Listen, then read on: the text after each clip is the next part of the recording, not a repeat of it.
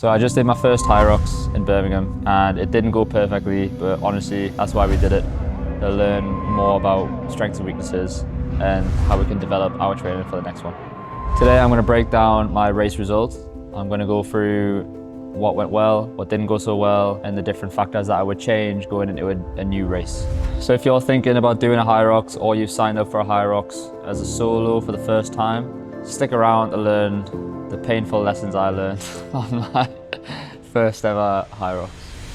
Hyrox solo Birmingham, overall time of 1 hour and 17 minutes exactly.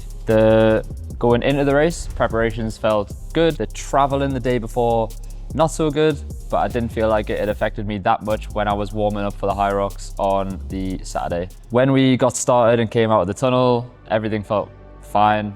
I flew around them first 3 or 2.5 laps, however many it was, and got onto the ski. I left the ski feeling better than before I got to the ski erg, so I ran even faster after. Everything was going amazing until I tried to push a sled and it didn't move. I did 1 full length of the sled push and everything then started to go not to plan whatsoever. Plan on the day for the sleds was the sled push is to do 1 full length and then half lengths for the remainder, and that to go as smooth as it did in training. Unfortunately, the amount of friction that was on the sled push felt almost impossible. So I thought I would stick to the original plan and not change it and do the first length. And I stood up to walk around the sled to push it back, and it felt like both my calves, especially my left one, were about to just fall off my legs. So every single time I rested halfway and at the end from that point onwards, I normally rest for around 5 seconds, 10 seconds at the most. I think every rest was like 20 seconds, 25 seconds. It was hard, it was brutal trying to push the sleds. So that changed my race entirely. We got the sleds done. I walked out of the sled and started jogging as quick as I could from that point on. All my runs are pretty similar. Like, there wasn't a massive issue on my running times when I was out of the rock zone, but the amount of time in the rock zone sucked. I was in the rock zone for ages. Like, I almost thought of it like it wasn't counted towards my overall time because I was just strolling around, having drinks of water and stuff, like not thinking about anything to do with my time when I was inside there. And as soon as I hit the running track, I was back at my normal speed. Should have definitely kept on going with that. The run after the sled push hurt, but I got it done, it was all right. Then I started pulling the sled and all I could think about was it's 50 kilos lighter and I've trained with 200 kilos on the sled to pull it, so I'll be absolutely fine. And again, I picked up the rope to move backwards and I just couldn't walk. I was like, so the sled pull was equally as hard as the sled push, and eventually we got that one done as well with a lot of like grit and determination. I am a short human being and there is tall people that exist, and I was furious because they were taking like 2 steps and just pulling their arms and their sleds were coming flying back in the lanes next to me, and then they would already be on the other side and my sleds barely got halfway there. So yeah, that probably made a bit of a dent in my race, trying to figure out how to move the sleds faster. Once we got off the sled pull, I was thinking burpees are next. It's a strong station of mine. I'll literally get there and get them done. And then from that point on, the second half of the race is really strong for me because it's a lot of like grip strength and legs, which is fine. So we ran around, got to the burpees as quick as I can. And then the second I started doing my burpees, it just felt like I had concrete stuck to my feet. I just couldn't jump or burpee quick as I normally do. And I think a lot of that was mental. I don't think I was in a place where my heart rate had spiked. I don't think I was in an uncomfortable position that I haven't already been in doing these kind of burpees. And there was no other factor that could have affected me apart from my mental state during that time and already thinking I'd ruin my race from the sleds because that was going on in my head. The first length on the burpees, the first 40 meters, was the slowest I've ever moved on them. I was doing like my knee into a step up every single rep. And then when I got halfway down the second length, so I had 20 meters to go, I rested my head gently to the side on one of them and just like jokingly pretended like I was struggling, like really tired, because Harrison was watching. And then when I opened my eyes and I looked, he was sort of puzzled and was like, "What are you doing?" And then my brain was like, "What am I doing? Like, I'm really good at these burpees and I'm purposely going slow." And genuinely everything from that second onwards sped up. Jumped up, hopefully you can see in the video, and flew past everybody on these burpees to get them done because I was furious with myself that I've decided to slow down when I wanted to go for a good time. Hit the end line of the burpees, got a sip of water, slapped myself in the face a bit and was like, right, I'm going, this is it now. Everything's gonna fly from here. After the burpees, got on the rowing machine, I pulled a 152 to a 155 pace, which was faster than I wanted to pull on that, and it was good. Got off, felt strong, ran around the next laps, absolutely fine. Farmers carries, I was gonna stop halfway and have a little gap, but then I actually felt like they were really easy, so I just went unbroken on the farmers carries the whole way around. I think I got like under 2 minutes on them, which was faster than my training. And then we did the lunges where I managed to fly through the lunges. There was absolutely no problem at all with the lunges. I felt like I was going to get cramp in my quad at one point, and even with that, I was still the fastest one in that heat on the lunges by a mile. Threw the bag down, started running, and then we got to the wall balls and everything fell apart again. We didn't record my first wall balls, but my first 4 wall balls were all no reps. So I didn't technically hit my first rep until the 5th wall ball. And it wasn't because of my depth. As you can see on the video, it's not my depth that's the problem at all. I kept missing the target. So I would like, the first rep that I threw it, I hit the bottom of the target because I wasn't paying any attention. And I was like, right, I'll hit the higher up. And then I threw it so high that it didn't even like hit the board. It went up in front of it and then came straight back down towards us. I was like, so I caught it, and I did that another 3 times before I just dropped the ball, and that was the unbroken bit done. I was like, all right, okay, breathe, calm down. And then I started getting the reps from that point onwards. But I took a lot more gaps than I wanted to, because every single time I would get like 2 or 3 no reps in a row, and I wasn't even because I was tired, so I was dropping the ball. I would just let the ball drop and think, what am I doing here? I can't hit a target. It's so annoying. In the end, I got 21 no reps, never because of depth and only because I couldn't hit a target on a wall. And then from that point on, like, I got the last few reps done. The judge laughing at me a little bit for every time I missed a target and the ball dropped like 3 times in a row. I would just look at him and be like, what is going on?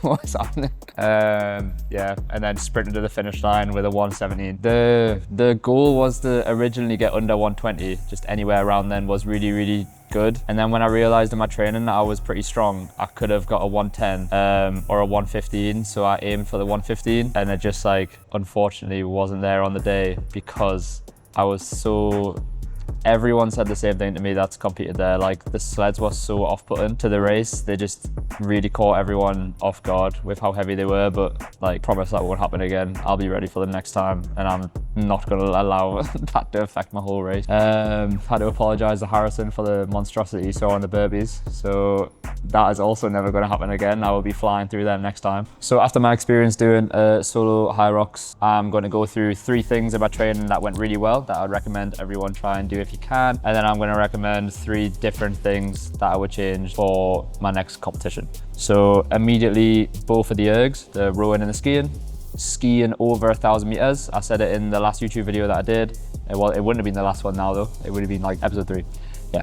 So I said in episode 3 to ski and row more than 1,000 meters if you can, anywhere around 3,000 to 5,000 in one go. And that was perfect for my actual Hyrox. Managed to do the 1,000 meters on both in a pretty good time without feeling tired whatsoever. It almost felt like a rest. Takeaway number 2, train heavier than you need to, mainly on the exercises that you're holding something like a weight. So when we went out and I did the lunges, I was training with 40 kg rather than 20. On the wall balls, I was training with a 9 instead of a 6. Obviously it was open weights. I will be training heavier now. And then on the farmers carries, I was training with 32s instead of 24s. So training above your means meant that when I got there on the day, all my stations, I was a lot quicker than I expected to be because the weights felt a little bit lighter. The third thing to take away was the way that I tapered for the race. Normally my taper, I rest all the time and I don't do very much. But I decided for this one, I was going to keep all my amount of sessions the same. The only thing that I was going to bring down was the intensity, which is like the amount of weights that I was using. So my volume stayed the same. All I did was ran a little bit slower and lifted less weights in the 5 to 6 days before competition. And I felt like when I got there on the day, I was very, very fresh. The traveling caused a problem for my calves because I was stuck in a lot of traffic and everything started seizing up. But in terms of everything else related muscular, the actual taper itself worked perfectly. So don't reduce your volume too much. Try and keep it to where you used to, but just don't push yourself to failure every single session because you don't want to burn out. And then 3 things that I would do differently going into the next one.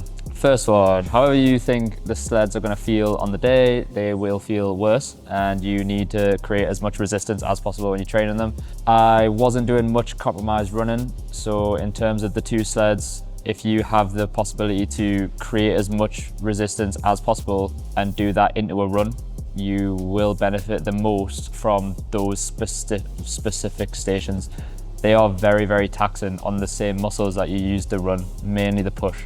So if you can add as much resistance to that sled as possible, not just weight, but almost friction, any way possible, like putting something in front of the sled, like a plate in front of the sled to push, I've been shown a few times. If you can do that, then manage the run afterwards, you probably have less to worry about on the actual day doing the Hyrox. Another takeaway is the intensity during different exercises. You should probably try and work on like speed and power together. So I only recently started adding in like broad jumps on their own and plyometrics for the running, and that was literally the 2 weeks before competition. I added those in properly, and it made such a difference in my training for that 2 weeks that I felt like I was already benefiting from it. But at that point, it's a little too late.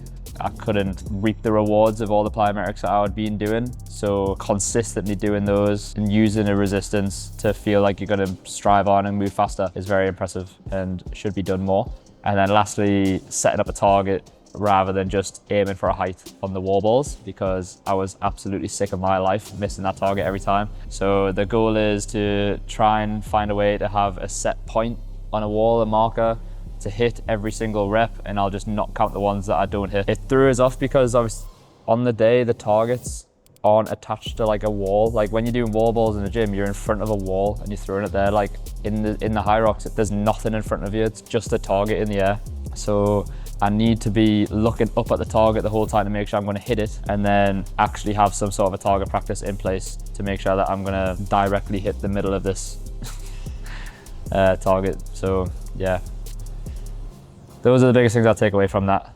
Hopefully it helps in your next race. So with all that being said, I hope that you've enjoyed the video. If you have any questions or you want any advice from me, leave a comment on this video or reach out to me on Instagram at Triumph Training, at triumph.training. But yes, the next target is a doubles in December in London, where I'll try to be going a lot faster, especially on the sled. So again, thank you for watching the video, and if I can beat 117 as a doubles in London, then that'll be a triumph. You say this is our cure. You